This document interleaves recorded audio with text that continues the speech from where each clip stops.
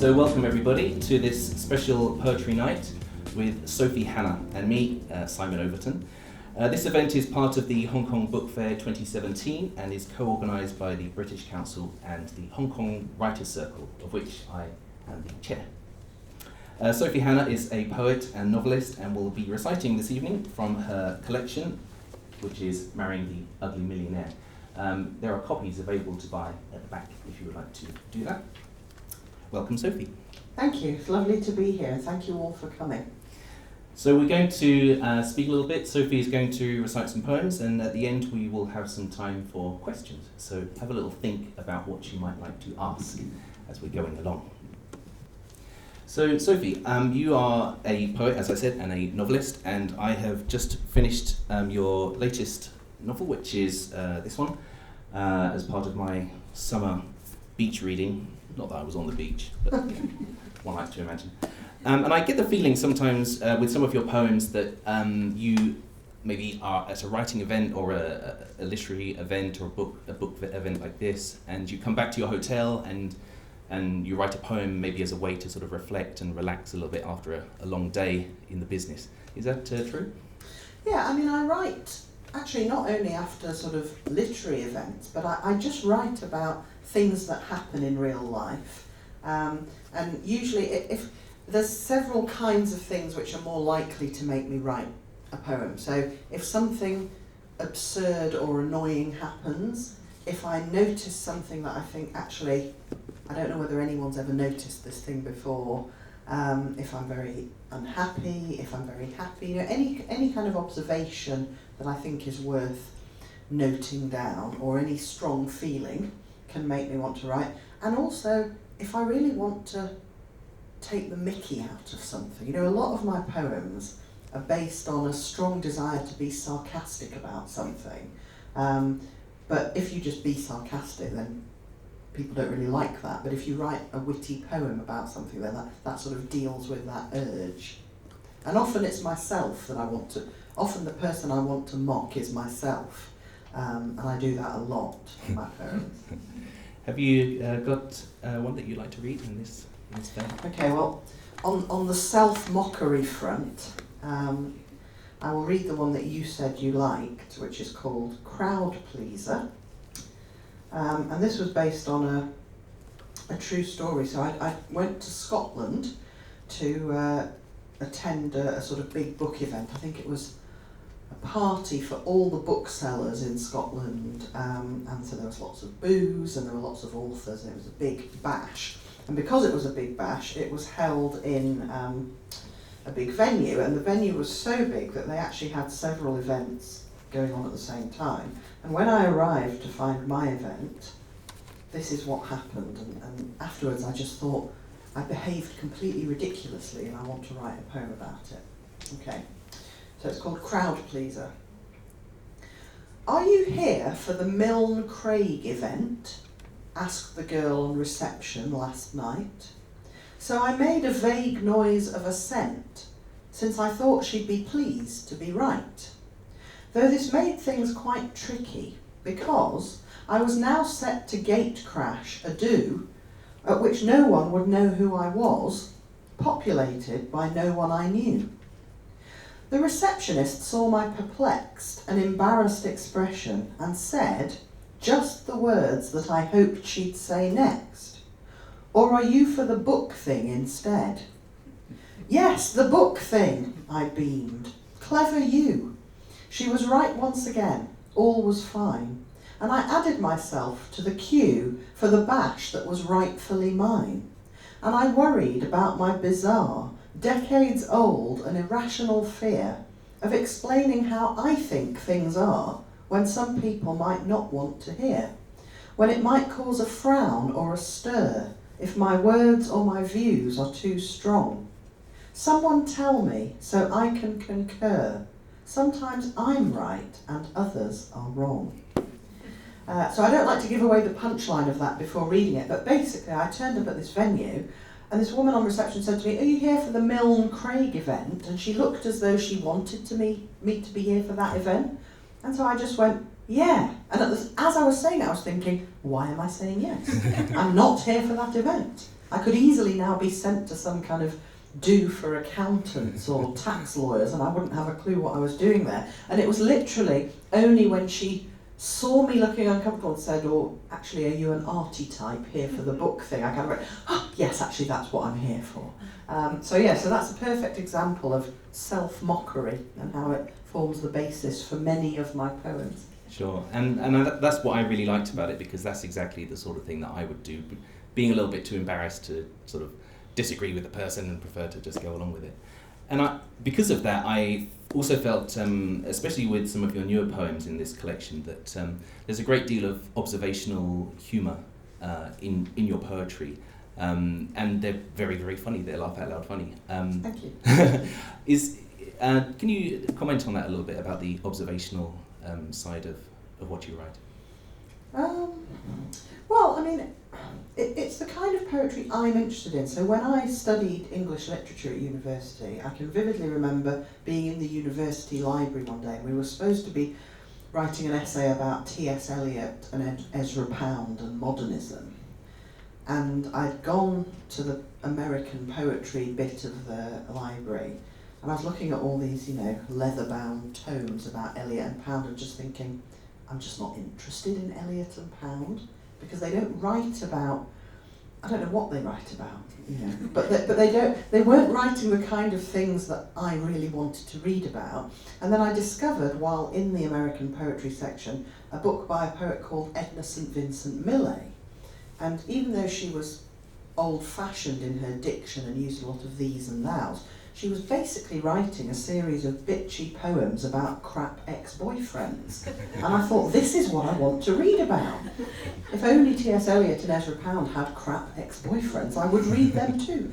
So I was reading her. I was reading Wendy Cope, who wrote a lot about relationships and just weird things you notice in life. She's written some brilliant poems about the difficulty of finding a parking space. And I just thought, actually, this is the kind of poetry I like. Poetry about real feelings, real relationships, not some kind of intellectual exercise that a lot of the poets I was supposed to be studying were going in for. The example, and I wonder if you would read it, is on page 10. Thank you, I was just going to look for the page. Here we go.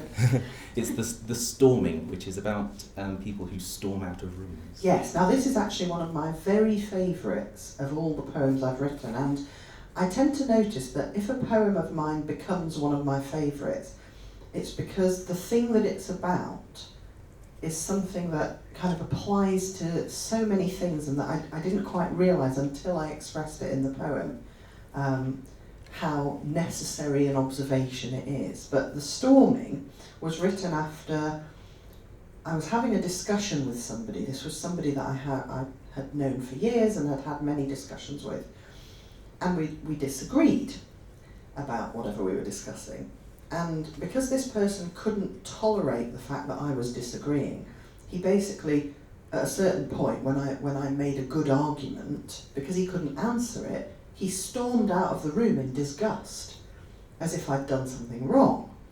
And the intention was to make me feel I'd done something wrong. I was supposed to go running after him and go, "Sorry, I now agree with you about everything," which I didn't do. And I sat there in my chair and I thought, actually, people don't just happen to storm out of rooms. It's a deliberate manipulative tactic. And as soon as I realised that, I thought, that's it, from now on. If anyone storms out of a room that I'm in mid-discussion, they can just go. And I'll just sit there and not run after them. And it was a real revelation. So I strongly recommend, if you know anyone who regularly storms out of rooms, never run after them. Okay, so this is called the storming. There are differences, one assumes, between us and the people we know who storm out of rooms. Sometimes crying, but not every time. Sometimes muttering. Sometimes an angry marching mime is their exit mode. Where do they go, all those people who storm out of rooms? Will we ever know? Are there sandwiches there and a flask of hot tea? We won't find out if we never ask. Once they've fled the provoking scene, do they all get together somewhere? Do they reconvene in a basement, an attic, a flat? Do they also reserve the right to storm out of that? And if so, do they take turns to storm, or link arms and desert en masse in a furious swarm, leaving nobody in their wake? Would there be any point in the storming for nobody's sake? There are differences, one fears, between us and the people we know who storm out of rooms in tears. As if, having ruined it all in the snug, they imagine they'll be better off in the hall, and that anyone left in a chair automatically gets to be wrong and to blame and unfair, unaware of how bad stormers feel, and quite lacking in feelings themselves. That is part of the deal. Notice how I don't leap to my feet, how I nestle in cushions and curl myself into my seat. Leave at once for the moral high ground. I'll stay here by the fire, mocking storms and just lounging around. Next time somebody storms out on me, I'm going to ask if they had a cup of tea and a sandwich when they come in. And I think on the facing page of that poem, and also within that poem, there is, I don't know, something a little bit more poignant, a little bit more sad, more tough in your poetry. I don't want to give the impression that it's all sort of observational humour. And I wonder if you would read another favourite of mine, as I say, on the facing page, which is The One Who Should Be Crying, and maybe we can talk about that a little bit after. Okay, and actually this is a poem, The Storming is one that I read whenever I do an event, because it's one of my favourites. The One Who Should Be Crying is a poem that's important to me, but I've never read it at an event before, possibly because it doesn't rhyme, but also because it's a bit odd. But if we're going to discuss it afterwards, then the oddness can be explained. The One Who Should Be Crying. What are you crying for?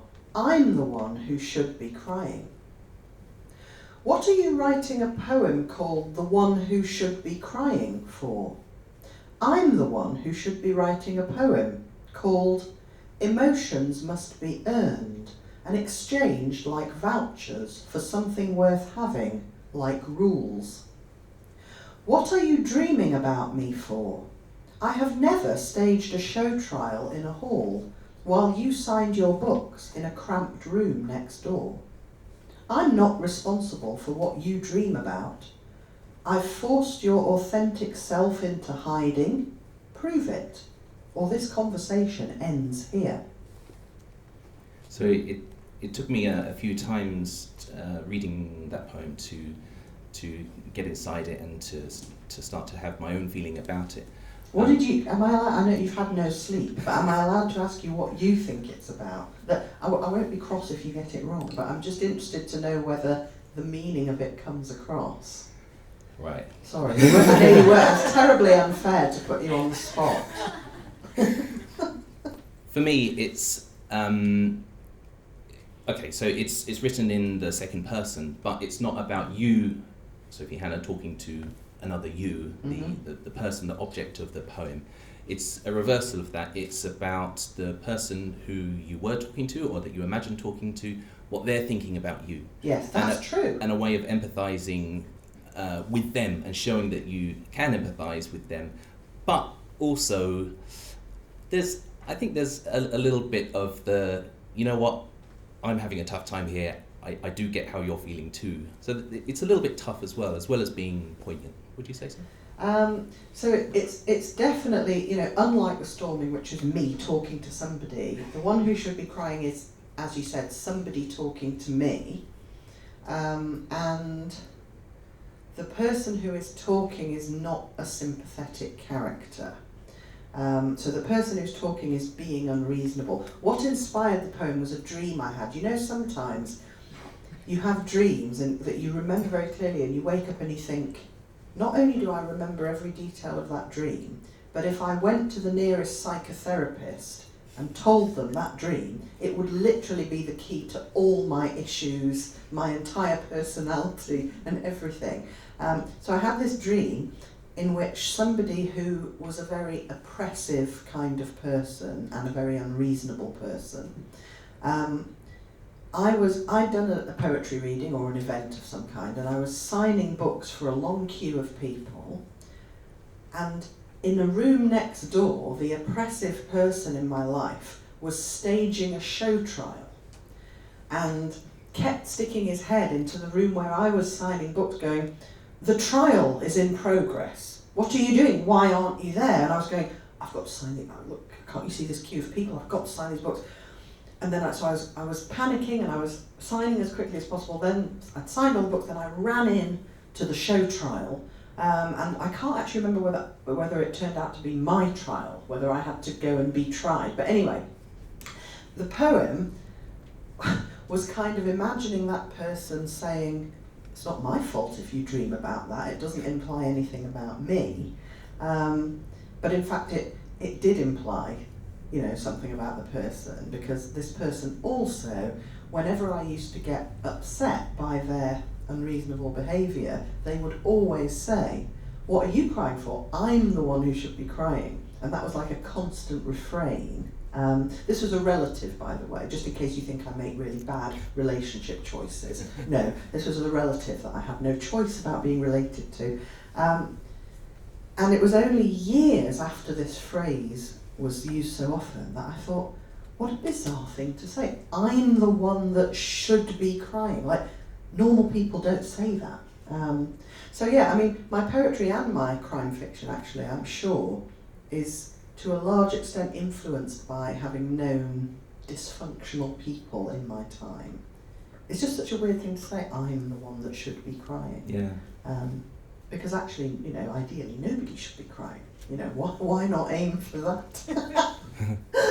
Yeah, so that was what inspired that. And actually, I'll probably read it again at events now, because I always think that the ones that don't rhyme are harder to read and harder to get across at events, but actually I felt that one worked when read aloud. There we are. Well, I'm going to take the credit for that, I think. I'm just thinking, because you mentioned about the rhyming of the poems, I really like the fact that a lot of your poems rhyme. I think that nice poems should rhyme. I'm maybe a little bit old-fashioned like that. I do as well. Or at least shouldn't always not rhyme. So much contemporary poetry is just dispensed with rhyme, and I think that's silly, because rhyme and metre are things that can really enhance the memorability and the musical qualities of poetry. And the fact that so many contemporary poets just seem to do without rhyme and metre, I find odd. I find it as odd as if all chefs suddenly said, "We're not using garlic anymore, that's it for garlic." It's like, why? So yeah, I'm a big fan of rhyme and metre. Yeah, and especially with the one you read before, the storming, as just sitting and listening to it obviously rhymes, and you can hear the structure of the poem. But in fact, if you were to just look at the sentences, they go between stanzas, they go across lines. Mm-hmm. I sort of imagined, as I was reading your poems, that you maybe write them down as prose first, also making the link with you as in your sort of as a novelist as well. You write them as prose, maybe as a diary entry, and then they become a poem. I wonder if you could comment a little bit on the process that you have of writing a poem. I definitely don't write them as prose first. What happens usually is a poem will occur to me in the form of a first line. So with the storming, it was the first two lines that I thought of first. And then that beginning, whether it's a line or two lines, seems to just carry with it the overall shape of the poem. And then I write it in the form it stays in. And then when I've written a first draft, then I'll tinker about with it and I'll change things, but I never could write a poem as prose first. To me, that would be like sort of writing a crime novel first as a romance novel. The thing has its form at the idea stage, and so that's how I write it. Do you have some favourite poems that you would like to share with us? Yeah, I mean, I have. It's hard to choose, but I do have a few favourites. Let me try and find one. In fact, one of my very favourites is called The Cancellation.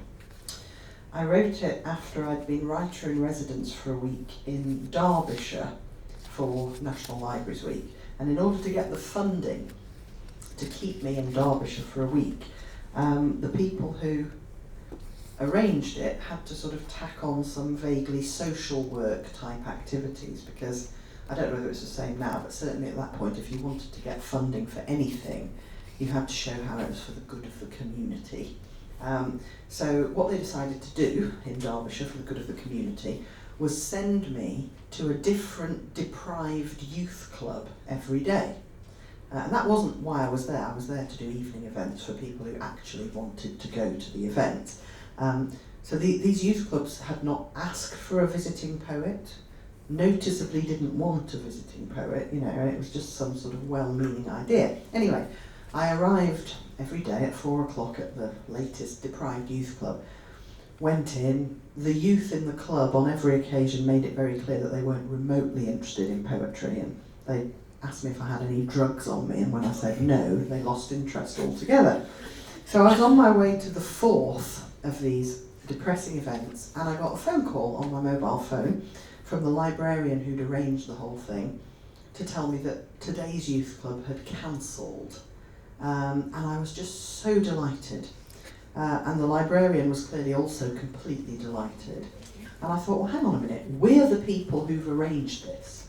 And if even we don't want it to happen, isn't that a bit strange? And it made me think of how many times in adult life, I mean, teenagers, I must say, don't get this poem, because teenagers are still at the age where they actually want most of what they arrange to happen.